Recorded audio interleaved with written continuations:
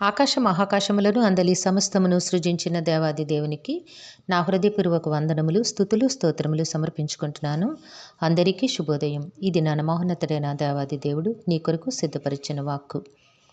మరియు యెహోషువ, రేపు యెహోవా మీ మధ్య అద్భుత కార్యములను చేయను గనుక మిమ్మును మీరు పరిశుద్ధపరచుకొనుడని జనులకు ఆజ్ఞ ఇచ్చెను. దేవుని నామమునకు మహిమ కలుగునుగాక. ఈ మాటలు యెహోషువ గ్రంథము 3వ అధ్యాయము 5వ వచనములో రాయబడి ఉన్నవండి. ప్రియమైన నేస్తమా, నీ దేవాది దేవుడు నీ జీవితంలో, నీ కుటుంబంలో నీవు ఎట్టి ఆశీర్వాదముల కొరకు, ఎట్టి మేలుల కొరకు, ఎట్టి ఉన్నతమైన కార్యముల కొరకు ఆశతో ఎదురు చూస్తూ ఉన్నావు, వాటన్నిటినీ చేయడానికి దేవుడు సిద్ధముగా ఉన్నారు. దేవుడు తన ప్రణాళికలు, తన కార్యములు నీ కుటుంబంలోను, నీ జీవితంలోను సిద్ధింపచేయుటకు దేవుడు ఇష్టతను కలిగి ఉన్నారు. కనుక ఈ దినాన నీకు ఈ వాక్కును ప్రకటన చేస్తూ ఉన్నారు. కాబట్టి నేస్తమా, మిమ్మును మీరు పరిశుద్ధపరచుకొనుడి అని జనులకు యెహోషువ ద్వారా వినిపించిన దేవాది దేవుడు ఈ దినాన్ని నీకు కూడా తన వాక్కును వినిపిస్తూ ఉన్నారు. నిన్ను నీవు పరిశుద్ధపరచుకొనుట ఎట్లా? నీవు ఏ విధముగా నిన్ను నీవు పరిశుద్ధపరచుకొనగలవు? కీర్తనల గ్రంథము 32వ అధ్యాయము 1వ వచనం చూచినట్లయితే, తన అతిక్రమములకు పరిహారము నొందినవాడు, తన పాపమునకు ప్రాయశ్చిత్తము నొందినవాడు ధన్యుడు. దేవుని నామమునకు మహిమ కలుగును కాక. నీవు కూడా నేస్తమా, నీవు తెలిసి తెలియక చేసిన సమస్త అపరాధములను కూడా మన్నించమని దేవుని సన్నిధిలో హృదయపూర్వకంగా ప్రార్థన చెయ్యి.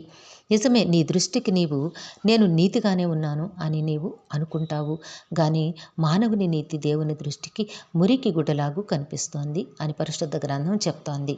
కాబట్టి నీ సమస్త అపరాధములు మన్నించమని దేవుని సన్నిధిలో హృదయపూర్వకముగా వేడుకో, ప్రార్థన చెయ్యి.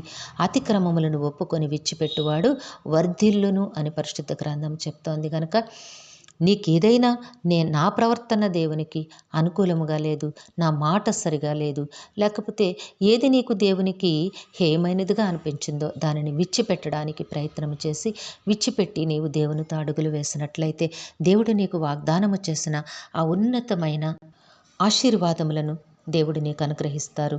చేయబోతూ ఉన్నానని చెప్పిన దేవుడు తప్పకుండా నీ జీవితంలో, నీ కుటుంబంలో కూడా నీవు ఊహించిన దానికంటే, నీవు ఊహించనంతగా ఆ మహా అద్భుత కార్యములు దేవుడు నీ బ్రతుకులో చేయబోతూ ఉన్నారు.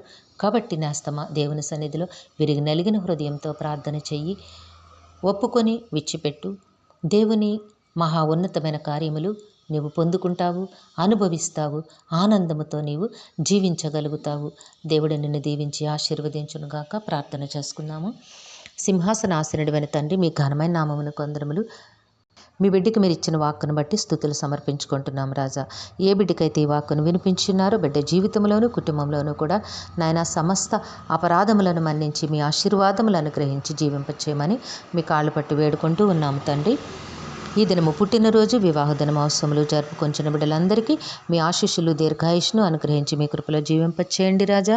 మా ప్రియులందరినీ, వారి కుటుంబములను మీ దివ్య హస్తములకు అప్పగించుకొంచున్నాము. అందరికీ నీ కావలసిన ఆయురారోగ్యము, పరిపూర్ణమైన రక్షణ, దీర్ఘాయుష్ను, నెమ్మదిని ప్రసాదించి మీ శాంతి సమాధానంతో జీవింపచేయండి.